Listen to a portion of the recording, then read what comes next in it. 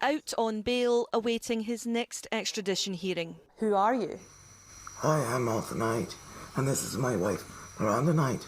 And unfortunately, there are those who would claim differently. Are you Nicholas Rossi? No. Are you Nicholas Alaverdian? Absolutely not. Are you Nicholas Brown? Yes. When asked why he changed his name from Nicholas to Arthur, he replied because it was associated with bad childhood experiences in Northern Ireland. Miranda, who claims she married her husband in Bristol 2 years ago, says she was there when Police Scotland arrested her husband in hospital as he recovered from COVID. Arrivals to court for bail hearings were in a wheelchair. An oxygen mask remained on throughout this interview at their Glasgow home. I nearly died.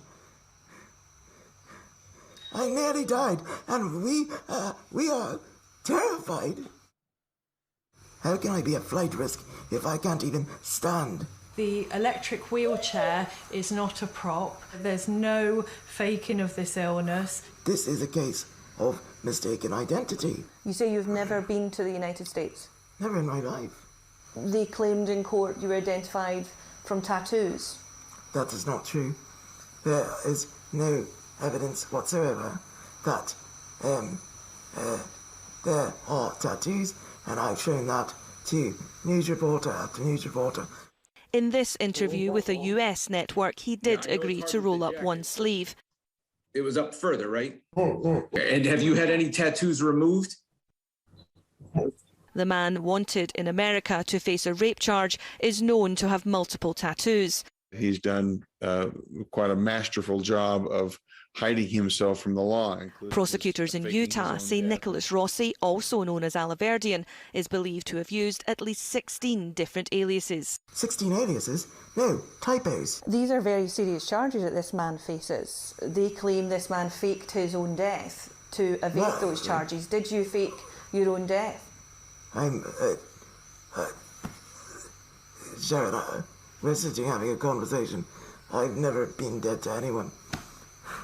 After so many years, I know him inside out. I know my husband does not have tendencies as a rapist. He is going to be needing a very large team on the pitch to try to say that I am a rapist, because not only are we terrified because this is a vicious lie, but we are also incredibly disgusted by the fact that we now have to live our lives in a secretive way because my wife can't even walk down the pavement to get a pint of milk.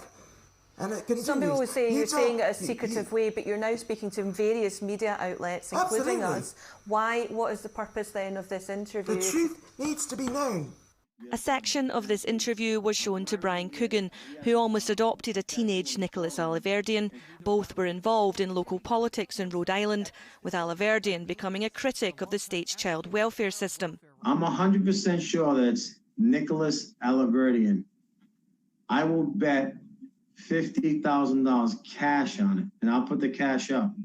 That is Nicholas Alaverdian. And the more that he says it's not him, and the more that he tries to play a game, the more I want to come to Scotland. I have 5 boys. He's almost like my sixth child. You know when your child's lying to you. I mean, his own stepfather came out and said that's him. So. You're sure that's him? Well, that's my son. There he is, right there. I know my son. I just know my son. That's definitely Nicky. He's older, but it's him. It's a game of chess that Nick's playing. And at the end, he's going to be checkmate out.